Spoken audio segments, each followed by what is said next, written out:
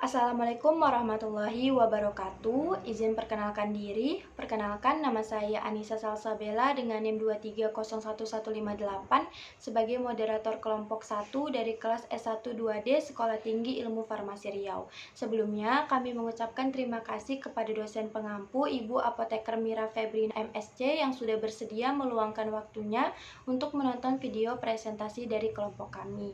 Nah, materi yang akan kami sampaikan yaitu rute pemberian obat dengan mata kuliah farmakologi dasar. Nama anggota dari kelompok 1 ada Ail Salsabila, Anissa Sabrina, dan saya sendiri Anissa Salsabella, Fatima Zahra, Vina Nelam Zahara, Fitra Nuraini, Rafli, dan Syakila Humairah. Pembahasan materi pertama akan disampaikan oleh saya sendiri.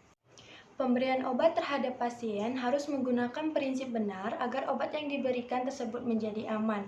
Menurut Kementerian Kesehatan pada tahun 2011, penyebutan dalam pemberian obat yang aman harus benar terhadap identitas pasien, waktu, nama obat, rute obat, dan juga jumlah dosis. Teman-teman pernah nggak sih berpikir kenapa pemberian obat pada setiap pasien itu bisa berbeda-beda? Ada obat yang bisa langsung ditelan, ada obat yang diletakkan di bawah lidah, ada obat yang harus disuntikan, bahkan ada obat yang sampai dimasukkan ke dalam rektum. Nah, ternyata ini semua ada penjelasannya loh, bahwa dengan perbedaan pemberian atau rute obat memasuki tubuh akan menentukan seberapa cepat dan banyak obat yang mencapai tempat aksinya yang akan mempengaruhi lama dan besarnya efek yang ditimbulkan. Rute pemberian obat bisa diklasifikasikan menjadi yang pertama ada internal. Internal adalah rute pemberian obat yang nantinya akan melalui saluran cerna. Yang termasuk ke dalam klasifikasi internal itu ada oral, sublingual, dan juga bukal.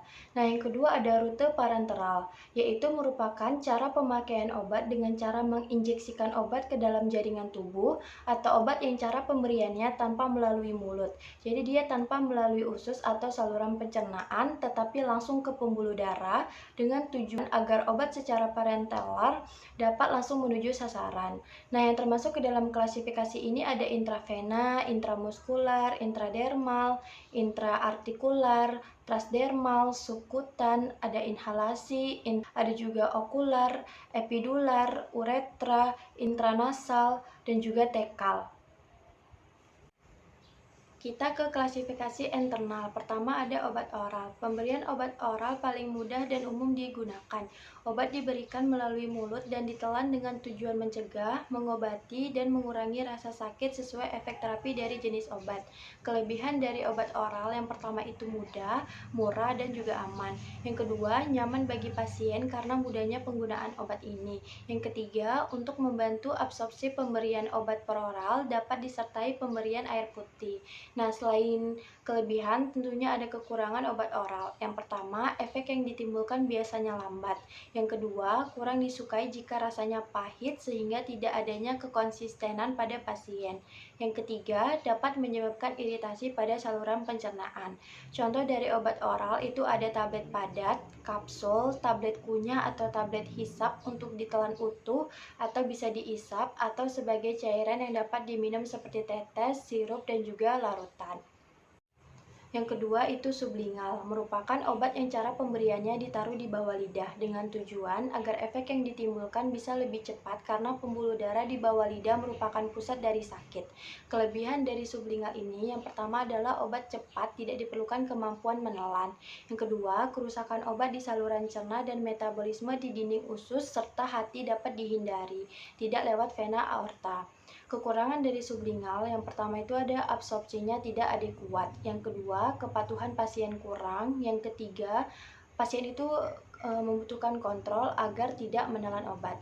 Nah, contoh dari sublingual ini adalah isosorbit dinitrat. Perkenalkan, nama saya Fatimah Zahra dengan NIM 2301165. Baiklah, di sini saya akan menjelaskan materi rute pemberian obat secara bukal. Bukal dilakukan dengan menempatkan obat pada membran mukosa pipi sampai obat larut. Diberikan secara bergantian pipi kiri dan pipi kanan supaya tidak terjadinya iritasi. Misalnya, obatnya 2 kali sehari. Di 12 jam pertama itu diletakkan di mukosa pipi kiri. Di 12 jam kedua itu diletakkan di mukosa pipi kanan. dengan tujuan dapat membuat obat bekerja lebih cepat. Kelebihan bukal ini yang pertama onset cepat, yang kedua mencegah freeze fast effect. Jadi freeze fast effect ini keadaan di mana beberapa obat yang diambil oleh hati secara efisien dan metabolisme secara cepat. Yang ketiga, tidak diperlukan kemampuan menelan. Adapun kekurangan bukal ini yang pertama adalah absorpsi tidak adekuat. Jadi penyerapannya itu tidak efektif. Yang kedua, kepatuhan pasien berkurang. Yang ketiga, mencegah pasien menelan. Contoh sedianya itu estradiol. Estradiolnya adalah obat hormon. Baiklah, selanjutnya itu rektal. Rektal itu pemberian obat melalui anus atau rektum dengan tujuan memberikan efek yang sistemik dan lokal. Kelebihannya, yang pertama dapat dipakai jika pasien tidak bisa oral. Yang kedua, dapat mencegah freeze fast metabolism. Yang ketiga, pilihan terbaik pada anak. Adapun kekurangannya, yang pertama itu absorpsi tidak adekuat, jadi penyerapannya itu tidak efektif. Yang kedua, banyak pasien tidak nyaman atau risih.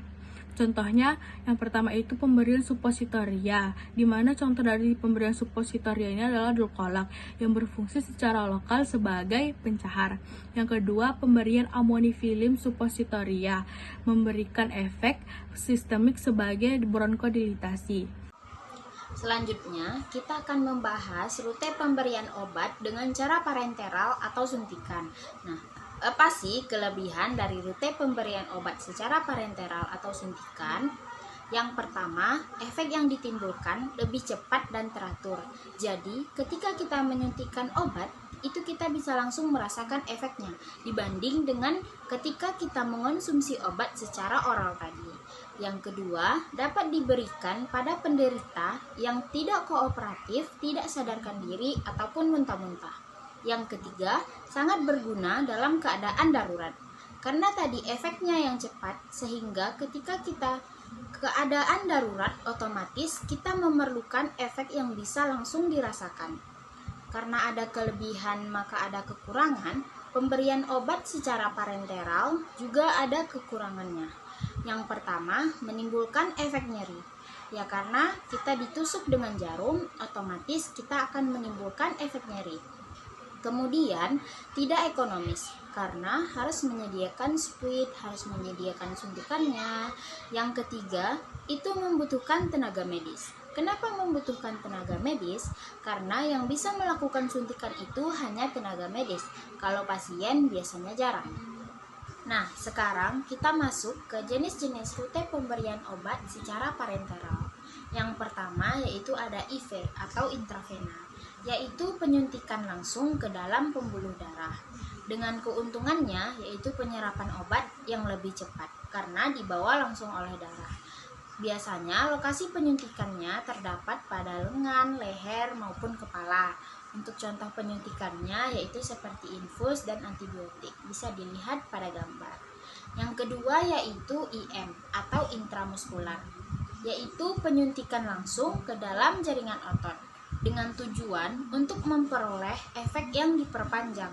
Pemberian obat sangat dipengaruhi oleh kelarutan obat dalam air.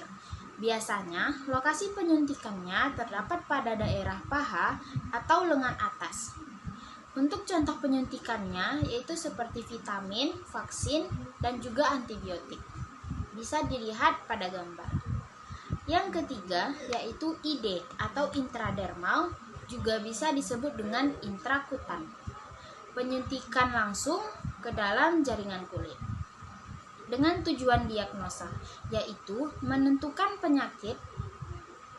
Pemberian obat dilakukan di bawah dermis atau epidermis.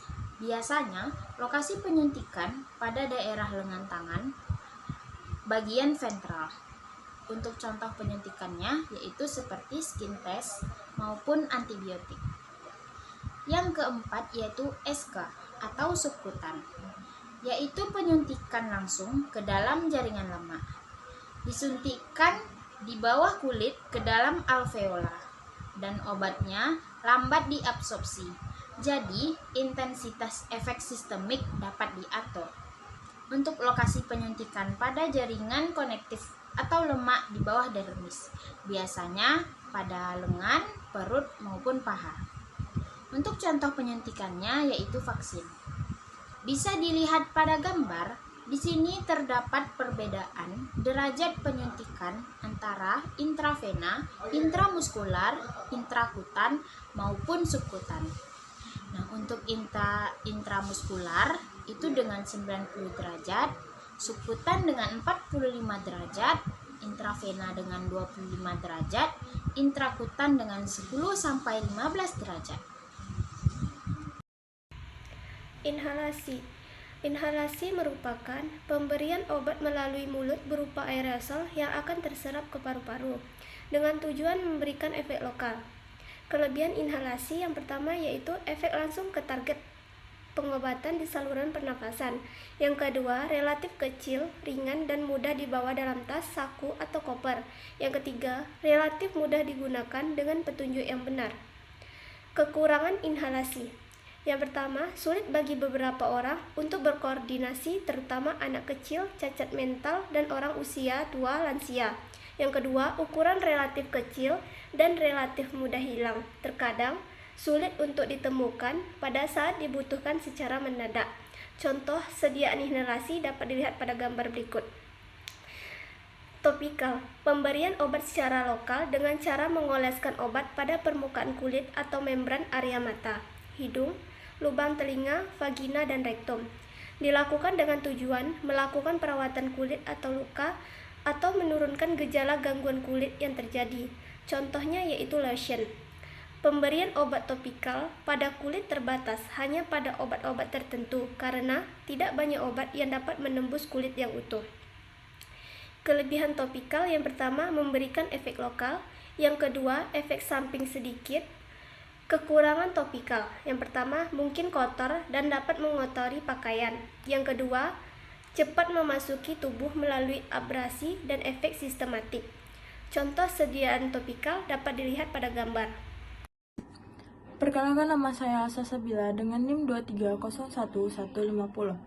Baik, di sini saya akan menjelaskan tentang okular. Okular ini pemberian obat melalui mata yang digunakan untuk mengobati gangguan mata dalam bentuk cairan, gel, atau salep. Rute pemberian obat ini umumnya dilakukan untuk menangani gangguan mata seperti konjungtivitis atau glaukoma.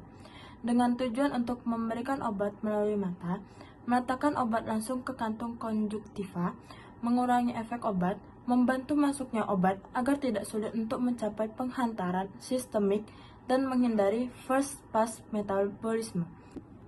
Selanjutnya di sini ada otik. Obat yang digunakan untuk mengobati radang telinga dan infeksi dapat diberikan secara langsung ke telinga. Tetes telinga yang mengandung larutan atau suspensi biasanya diberikan hanya pada liang telinga luar. Sebelum meneteskan obat tetes telinga, pasien harus benar-benar membersihkan telinga terlebih dahulu dengan kain lembab dan kain kering. Obat-obatan yang dapat diberikan melalui rute otik termasuk hidrokortison untuk meredakan peradangan, ciprofloxacin untuk mengobati infeksi, dan benzokain untuk memati rasakan telinga. Terima kasih. Saya Fitra Nuraini dengan NIM 2301167. Rute pemberian selanjutnya yaitu intravaginal, di mana cara memberikan obat dengan memasukkan obat melalui vagina yang bertujuan untuk mendapatkan efek obat dan mengobati saluran vagina atau serviks. Obatnya tersedia dalam bentuk cair maupun suppositoria atau biasa disebut ovula. Rute pemberian vagina tidak dianjurkan untuk perempuan yang belum aktif secara seksual. Ini adalah gambar pemberian obat secara intravaginal, di mana gambar yang pertama itu menggunakan alat bantu untuk memasukkan obatnya ke dalam vagina. Obat yang biasa digunakan dan paling banyak di pasaran yang menggunakan alat bantu seperti betadine vaginal dots. Gambar kedua, obatnya langsung dimasukkan ke dalam vagina, contohnya Fladistin ovula. Kelebihan rute pemberian obat secara intravaginal ini yaitu obatnya cepat bereaksi dan efek yang ditimbulkan bersifat lokal, sedangkan kekurangannya kesulitan dalam melakukan prosedur terhadap wanita lansia dan setiap rabas yang keluar itu memungkinkan berbau busuk. Selanjutnya, injeksi intraartikular atau injeksi sendi adalah salah satu bentuk terapi untuk membantu mengatasi nyeri sendi akibat osteoartritis. Terapi ini tidak ditujukan untuk menyembuhkan secara total, tetapi diharapkan dapat meringankan rasa sakit dan mengurangi peradangan pada daerah yang dituju. Pemberian obat dengan cara ini dimaksudkan untuk mendapatkan konsentrasi obat yang tinggi pada daerah persendian. Injeksi intraartikular merupakan terapi tambahan pada terapi jangka panjang. Obat-obat ini disuntikkan intraartikular untuk meredakan nyeri, meningkatkan mobilitas, dan mengurangi deformitas pada satu atau beberapa sendi. Contoh sediaannya ada dispo injection. Baiklah, saya Anissa Sabrina dan NIM 2301157. Di sini saya akan menjelaskan rute pemberian obat secara intraperitoneal, di mana hal ini lebih sering diterapkan pada hewan non-manusia dibandingkan manusia. Pada manusia, metode ini banyak digunakan untuk memberikan obat kemoterapi untuk mengobati beberapa jenis kanker, khususnya kanker ovarium. Pemberian obat secara intraperitoneal ini digunakan untuk mencegah penguraian asam asetat saat melewati fisiologi organ tertentu. Injeksi secara peritoneal ini lebih dipilih ketika diperlukan injeksi dalam volume yang besar, ketika terjadi tekanan darah yang rendah atau gangguan lain dalam pembuluh darah yang menyebabkan tidak mampu dilakukannya intravena. Selanjutnya adalah rute pemberian obat secara transdermal, di mana transdermal ini adalah rute pemberian di mana bahan aktif disalurkan ke seluruh kulit untuk distribusi sistemik. Sediaan patch transdermal merupakan sediaan bekerja dengan cara memungkinkan obat masuk ke kulit yang mengalami efek sistemik. Transdermal ini memiliki kelebihan, yaitu mencakup kemampuan untuk memberikan senyawa secara terus-menerus dalam jangka waktu yang relatif lama tanpa prosedur invasif yang berulang. Kemudian, transdermal ini mempunyai kekurangan, di mana kekurangannya adalah kesulitan dalam pemberian dan pemeliharaan dosis obat yang akurat. Contoh sediaan dari transdermal ini yaitu klonidin, fentanyl, lidokain, dan nitrogliserin. Selanjutnya ada epidural. Injeksi epidural, rute epidural biasanya dimanfaatkan pada sinar anestesi. Pada rute ini, obat tidak masuk ke dalam liquor cerebrospinalis, tetapi terkonsentrasi di lapisin durameter sehingga obat tidak mencapai saraf pusat. Selanjutnya ada intranasal. Intranasal mukosa lambung, lalu usus dan raktum, juga selaput lendir lainnya dalam tubuh. Dapat menyerap obat dengan baik dan menghasilkan terutama efek setempat. Secara internal atau melalui hidung digunakan tetes hidung pada selama untuk menciutkan mukosa yang bengkak. Ephedrine, xylomethazolin. Kadang-kadang obat juga memberikan efek sistematis, misalnya vasopresin dan kortikosteroida atau heklometasone atau flunisolida. Selanjutnya ada uretra.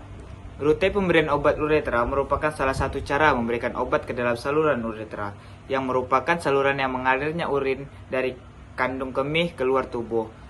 Contoh sediaannya itu adalah alprostadil injeksi, seperti bisa dilihat di gambar